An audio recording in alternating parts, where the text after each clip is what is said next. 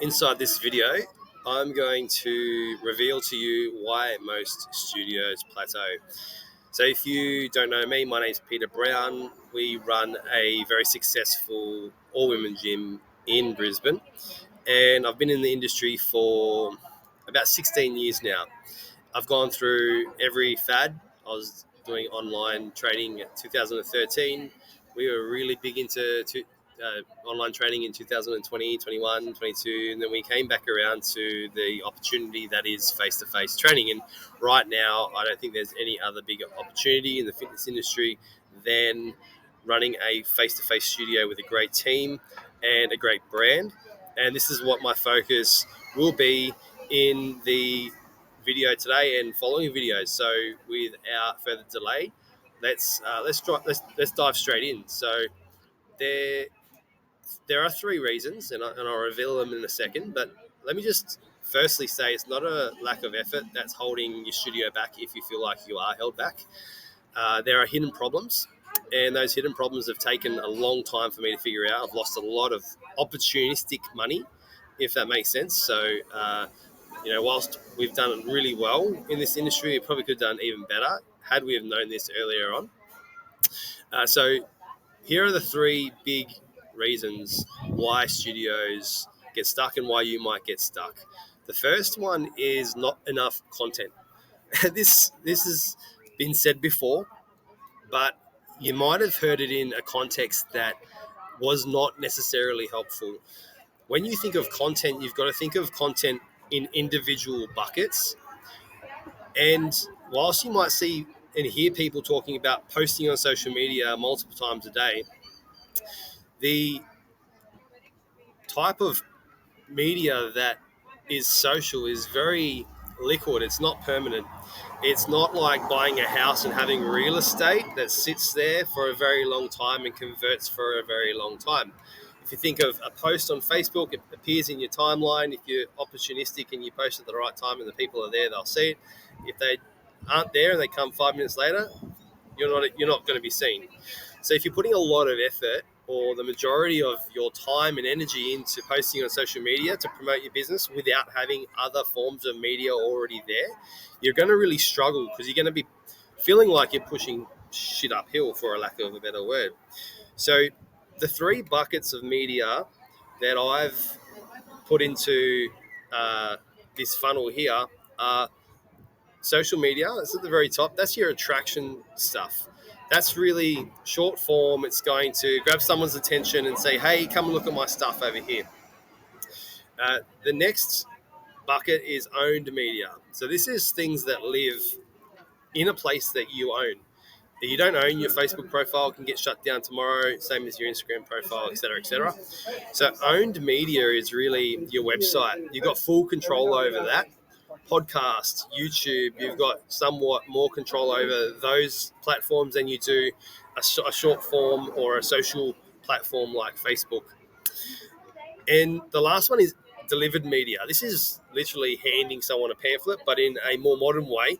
So email and text, and they're definitely not dead. So I wouldn't spend much time on social media. In fact, I don't spend much time on social media because right now our major focus is building our owned media and delivered media.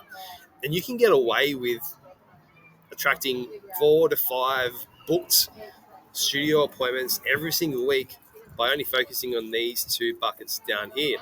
Because essentially what you're going to do is you're going to tell the Google crawlers that go out and look at websites, I'm an authority, I've got something important to say.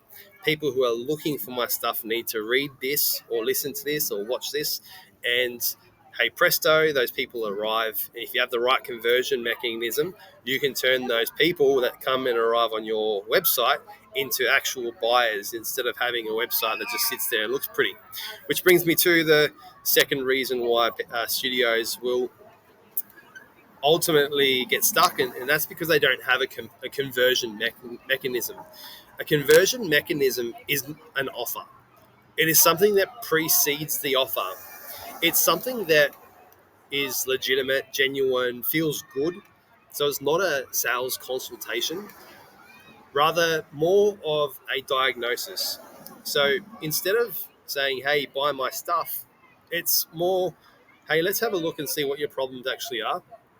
Let's write them down and see what problems are the ones that we can quickly fix, and what ones will take a little bit more time. And let's pave that out on a path for you so that you can see your future with us. Not just for the next 4 weeks, not for the next 12 weeks, but for the next 6 months. So a good conversion mechanism is something that the ideal client that you want to attract will actually want. And you'll know this when you get the demand for it. Think of an assessment.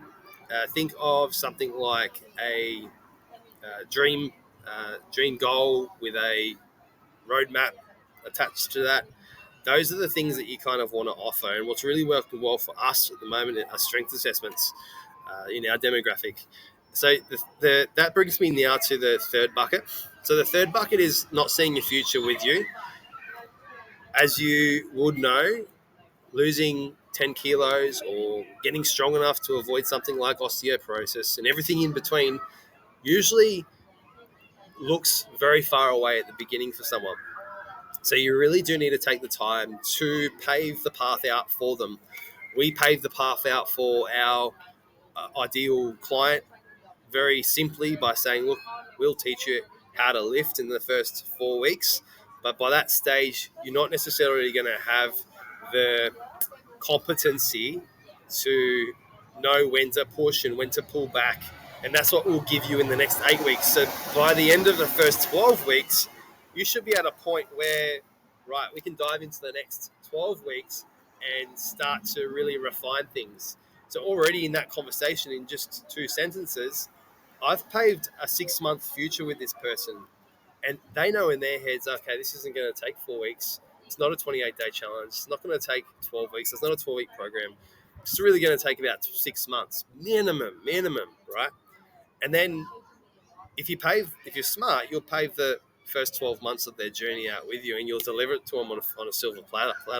And you'll say, hey, these are the problems that we found in your conversion mechanism, so your assessment. You'll achieve this goal, a full hamstring calf contact ATG split squat in the first 4 weeks based on where you're starting. But we want to get you to bulletproof, right? So we need to have half your body weight on your back, achieving that range of motion for 10 reps. And that's probably going to take you about 6 to 9 months. And we see that in social proof, all of our results, right? So that concludes today's video on the 3 big problems that will get you stuck. There are other hidden problems, and I'm not going to go through those today. I want to keep these digestible, but they're the main ones. And in the next video, I'm going to go over the 3 big solutions that you can put in place to make sure that you solve those 3 problems that we talked about today. So if you did like this video, consider sharing this with another studio owner. Give it a like wherever this might land for you. And if you can't give it a like, just let me know how you found the video. And of course, ask questions in the comment section, or send me a question if there's no comment section. But I really do want to make this valuable for you. I want you to be able to take what you learn in these videos and apply it straight away to see some increased revenue, because ultimately at the end of the day, if I can help you make more money now and help more people now, eventually down the track, a certain percentage of you will want to work with me closer, however that might look, and we'll be able to do bigger, better things as a team. So once again, thanks for watching, and I'll see you next time.